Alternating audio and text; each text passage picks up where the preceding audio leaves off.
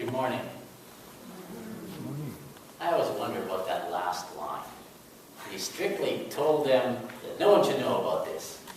Yeah, like there's all these people gathered for a funeral. Oh, you can go home now, or just decided not to have one because she's sort of alive. No one would say anything. Anyway, right? So, I don't know if you remember, but I've done a sermon on this passage already. Didn't I? I'm pretty sure I did. We did this as a little play. So I thought I would take a little different slant on it this time and try to think a bit more about who Jairus is. And the difficult thing about doing the children's story is that I sort of gave you the whole thing. But anyway, right? So Jairus is the leader of the synagogue. We don't know exactly. I don't think I know where he's the leader of a synagogue. But anyway, he's the leader of a synagogue somewhere. But that means he's a specific somebody in his social context. And last week, we went through the story of Jesus at the beginning of Mark and saw the various ways that Jesus could be understood. Jesus as healer, and Jesus as teacher, and Jesus as exorcist, and all of these various bits. And I noted that when we get to chapter 2, we start to see opposition. So that's what we're going to track for the next little while. So our first piece of opposition comes in Mark chapter 2, verse 6. And this is my little time to remind you that when you come to church, there's a whole bunch of Bibles sitting right on the table back there, and you might want to think about picking one up at some point. But anyway, getting back to our story, it says that now some of the scribes were sitting there questioning in his heart, why does this fellow speak this way, right? So we have our first bit of opposition, and they're the scribes. And it's very tricky to know exactly what a scribe was and where their place was in the ancient world, but basically, a scribe was somebody whose job it was to read and write. Because this wasn't a particularly useful or a particularly common kind of skill. That in your average town there might be like one book. So how useful is the skill of reading? And that book would probably be the Bible, and it would probably be sitting in a synagogue. Right? So the scribes are naturally associated with a synagogue. And if you wanted your kids to learn how to read and write, you'd send them to the scribe, but like, why would they learn to do that? Because there's like only one book in town, so they don't need to learn to read that. That's the scribe's job. Sort of like being a mechanic, right? We don't all have to be mechanics, that's what mechanics are for.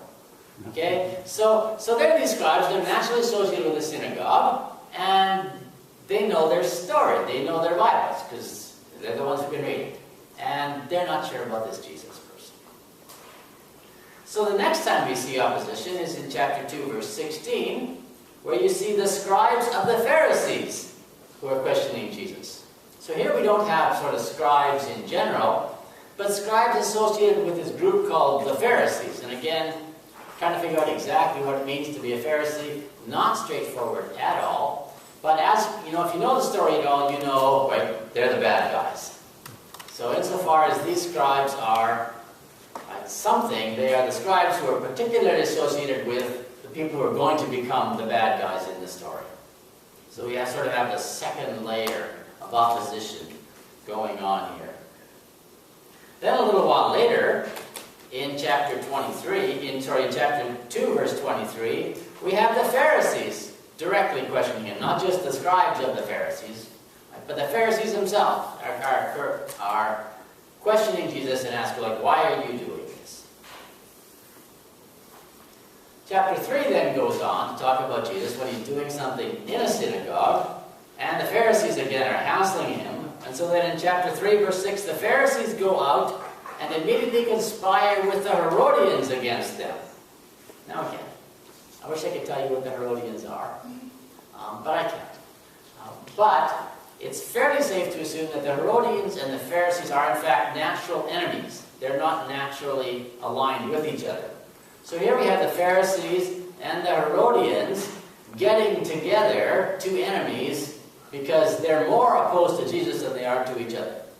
So again, we see an additional layer of opposition to Jesus. Then in chapter 3, verse 22, just again a little further on the story, we're not going very quickly here, right? But just a little further on the story, we have a group called the scribes who came down from Jerusalem. Right? So now it's not only just local opposition. That's not just like sort of the guys who were in the area who are hassling Jesus, but But somebody gets sent from Jerusalem, and again, think about a 3-mile walk. When was the last time you went on a 3-mile walk because you were angry about something? I'm sorry.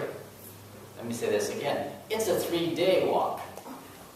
Okay? So think about, right? You thought a 3-mile walk was a long way, because most of you haven't walked 3 miles recently because you're upset about something. But these guys walked 3 days, right, just to check out Jesus, and they're not happy when they get there. And they're also from Jerusalem, so they're the big dudes.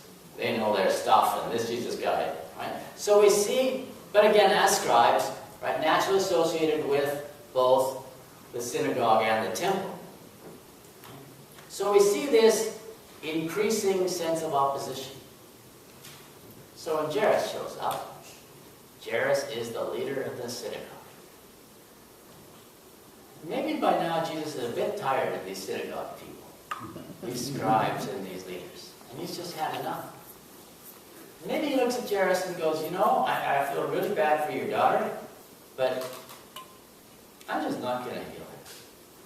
There's like people around here all over who are sick, and your daughter is no different than lots of other people around here who are sick. Like, why would I bother walking all the way to your house just to heal your daughter? You think you're somehow special? You think you're better than everybody else? Right? You can imagine, I don't know, maybe you're far too loving of people to imagine anything other than a loving response to this, but honestly, I have no problem imagining other than loving responses to Jairus. But of course Jesus doesn't, because he's Jesus. But the rest of us aren't.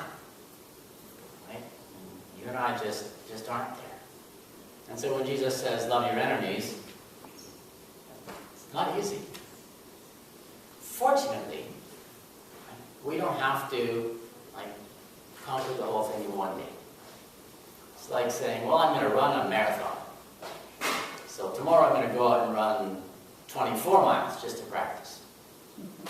I'm guessing that's not the way you train for a marathon. Maybe you go like, tomorrow I'm going to walk a mile. And the day after I'm going to walk 1.5 miles. And we're just going to, right? It's going to be a process, right? Or you decide you're going to learn to play piano like young Jude does. So you sit down and you just play the piano like she does, right? It doesn't look hard when she does it. But you know that it would be a long, long, long process, like maybe a number of lifetimes, for you to get to where she is. So right? So the same is true of loving your enemies. That this isn't going to go, okay, well now I'll start loving my enemies and away we go. So fortunately, we have a couple of other passages that sort of give us some steps along the way. Some places that we can take the love we have and maybe stretch it a bit further than it would normally stretch. And so as we continue to increase this love we have for others, maybe eventually we'll get to the place where we're even ready for enemies. So the first story didn't really sound like a story, but it was Paul's letter to the Corinthians. And he's encouraging them to give. But it's not like the offering we had here, because the offering we had here really was mostly for us. Right? So in some sense of the term, you were giving money to yourself.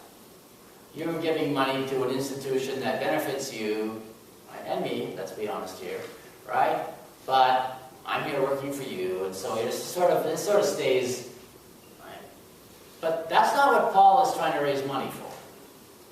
And it's not even like he's saying, well, like, as the Morgantown Church of the Brethren, we belong to the larger Church of the Brethren, but, in the end, there are some things that the Church of the Brethren does that benefit us. So let's keep supporting them. But in fact, what Paul is raising money for is he has this plan in his head that he's going back to Jerusalem, and when he goes back to Jerusalem, he wants to bring a bunch of money to the church there just to honor them. And it's not going to benefit the people in Corinth. He's been up in Macedonia, so he's been up in northern Greece. Corinth is down sort of in southern central Greece. Right? He's going to be sort of working his way back through Asia Minor, through modern Turkey. Right? So this Jerusalem church that they're supposed to be giving to, these are people who are a long ways away. Like a 3-month journey sort of a way. And nothing that the church in Corinth does is in any way ever going to benefit the church in Corinth in terms of this offering. It's just going to be money that's just going to be gone as far as they're concerned. But Paul says, no, these are your brothers, and this is sort of the mother church insofar as there is one. And you should give something to honor them. Right? And because, and me and a bunch of other guys are going to show up in the church with this offering. And it's going to sort of show that the church is one. So just sheerly for the symbolism of it. And so it's stretching your love beyond us. And it's stretching your love beyond this larger group of people who benefit us. But it's stretching your love to these related sort of group of people just for the sake of doing it. So there's sort of one place that the scripture says we need to stretch this concern, this love we have beyond what we might normally do. The other thing that we read earlier was the story of David mourning for Saul and Jonathan. So David at this point was sort of the king in waiting, and Saul was the previous king, and Jonathan was his son. And Jonathan and Saul had just been in a battle, and they both died in the battle. And now David was mourning Saul and Jonathan. Now this might at first seem to be a pretty clear example of loving your enemies, because Saul and David were not good friends. In fact, Saul had been spending a significant amount of energy over the past number of years trying to kill David. I mean, literally, like either have him killed by somebody else or he himself would just go out there and slaughter the guy because he didn't like David at all. So this, at first, looks like a pretty clear example of loving your enemy. But not really. Or at least not completely. David's motives aren't maybe as pure as they might be. Because part of the reason that David is doing this is really because of Jonathan, Saul's son. And Jonathan and David had this really complicated relationship because they were best of friends. They were just truly best of friends, except that Jonathan's dad was trying to kill David. So it's sort of a complicated kind of family dynamic going on here. Right?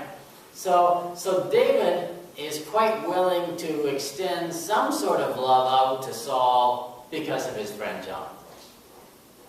The other thing that makes this less than straightforward is that David has a strong interest in upholding kingship as an institution.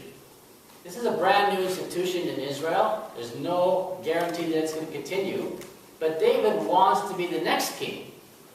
So he has this interest in saying, wow, kingship, yeah, great idea. We should have kings. Kings are important. Kings are wonderful. God loves kings. I love kings. Everybody loves kings. Oh, and by the way, I'll let you be the next one. Thank you very much. All right, so there's a little bit of self-interest going on here, too. And the third thing that makes this not quite so straightforward is that Saul is dead. And I think it's probably much easier to love our enemies after they're dead. Right? So, right, you can say all sorts of nice things about dead people because they're dead and they're not going to hurt you anymore. But not always. Right? It's quite easy to hate dead people. It's not automatic. Just because somebody dies doesn't mean you're going to say nice things about them. I've struggled with that. I've had people I didn't like who died, and it's still tricky to say nice things about them because that still lingers. But anyway, so Saul here, so David here, pardon me, gives us this example of stretching the love even a bit further, right? To someone who's your enemy in some way and in some ways not.